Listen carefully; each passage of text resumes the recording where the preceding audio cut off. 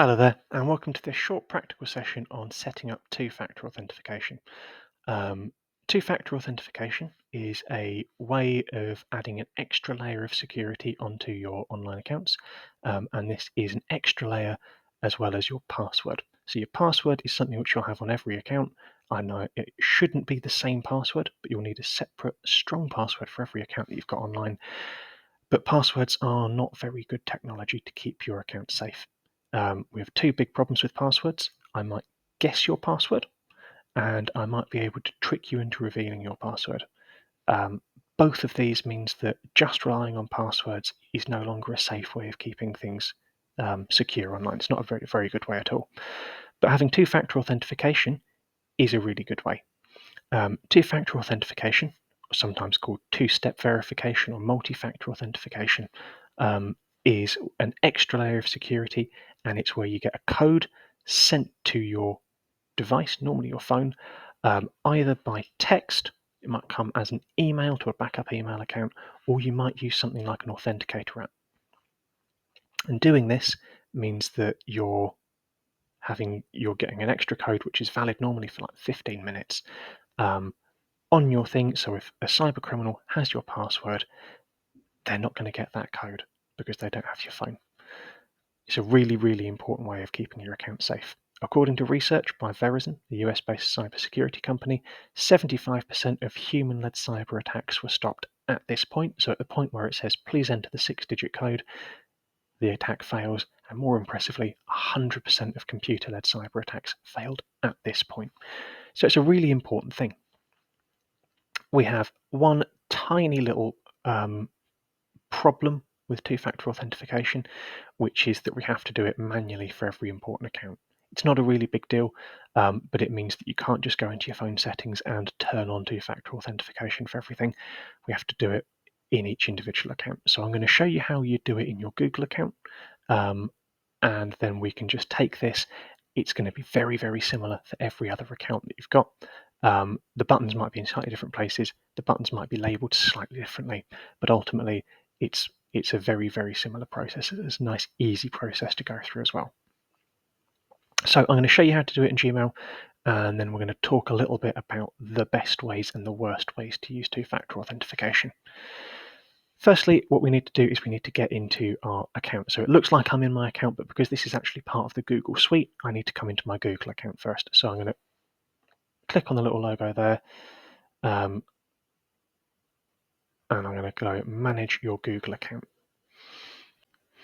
So here we are, we're in my Google account. And from here, I'm just going to come to the menu on the left-hand side, and I'm going to click on security.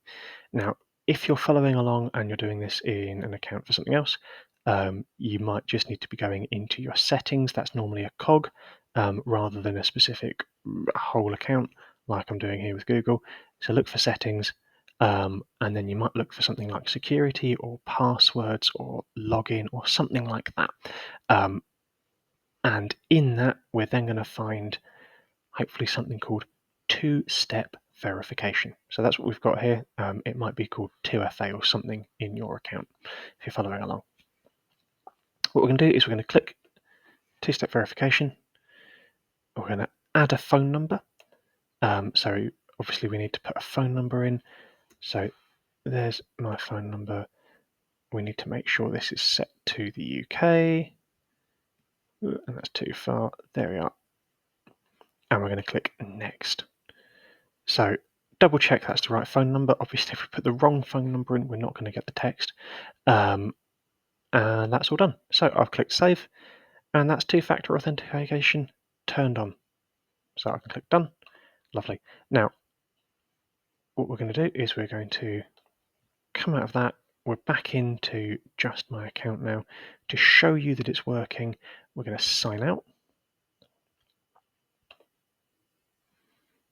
And we're going to try signing back in. We'll stick the code in.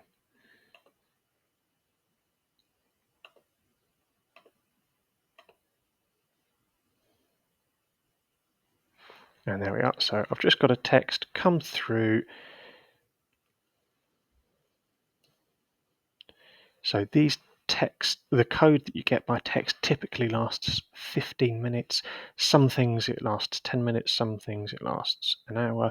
If you use something like an authenticator app, it lasts 30 seconds.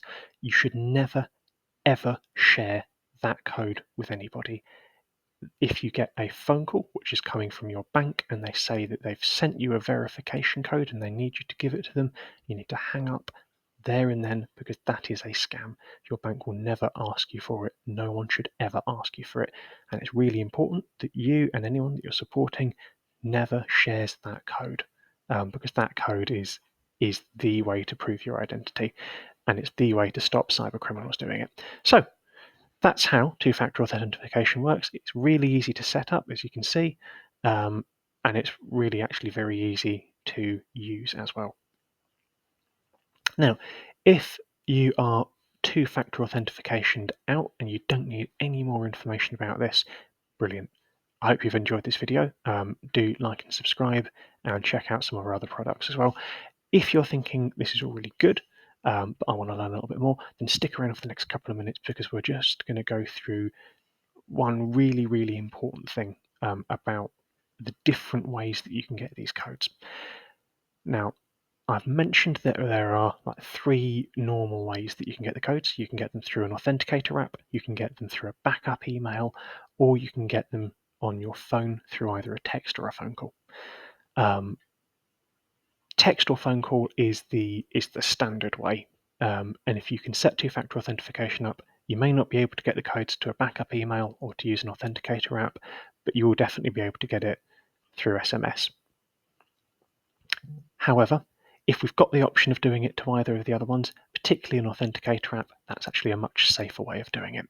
And the reason for this is that the getting it by SMS is leaving people open to fraud. The way that this works is cyber criminals need your SIM card. So they don't actually need to steal your phone to be able to access these codes, but they do need to steal your SIM card. Now, you might be thinking, how are they going to steal my SIM card if they don't steal my phone? The way that they'll do it is they'll phone up your phone provider, so maybe they'll phone up O2 or Vodafone or whoever, and they'll impersonate you. And by that, they're not going to put on a silly voice, but they will, be able to answer the security questions. And the way that they'll do this is they'll maybe have a trawl through your social media and find the answers to any security questions. They might have some other information about you available for data breaches. Whatever they need to do, if they're going to be successful for this, they'll be able to find that information online. So if they're able to get through the security questions, they'll then say, my name is whatever your name is. My old SIM card's broken. I need you to send me a new SIM card, and by the way, I've moved address. So they'll send it to the new address, and then they've got your SIM card, and they'll be able to get your codes, because the codes are now coming to them because they've got your working SIM card. Your phone's going to stop working, but you're not necessarily going to realize that. Certainly not straight away. This is really, really common. When I say it's really common, it's becoming more common, and that means that wherever possible, if we've got the option, actually we don't want to go to we don't want to get our codes through SMS. We want to get them through email or to use an authenticator app. Like I said, SMS is the standard one, so we don't always have the option. But if we do have the option, we can make a more secure choice. The final thing just to touch on with that is, because we can't stop using SMS codes, because SMS is the way which we're going to get codes for 95% of things, and that's our only option, we need to really think about using a principle called data minimization. We want to reduce the amount of data that we post online.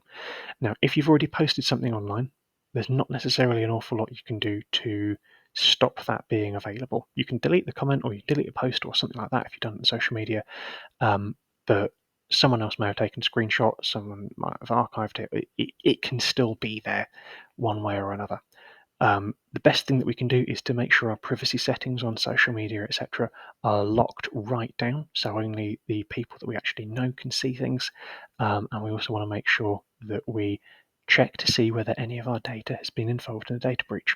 That's going to be the subject of a coming up video, so do check that out when it arrives. In the meantime, thanks very much for watching. Like and follow, and do check out our other resources. I'm going to put some links in the description below for some of the other stuff that we've got going on. So check that out, and I hope to see you again in one of these other videos. Cheers. Take care.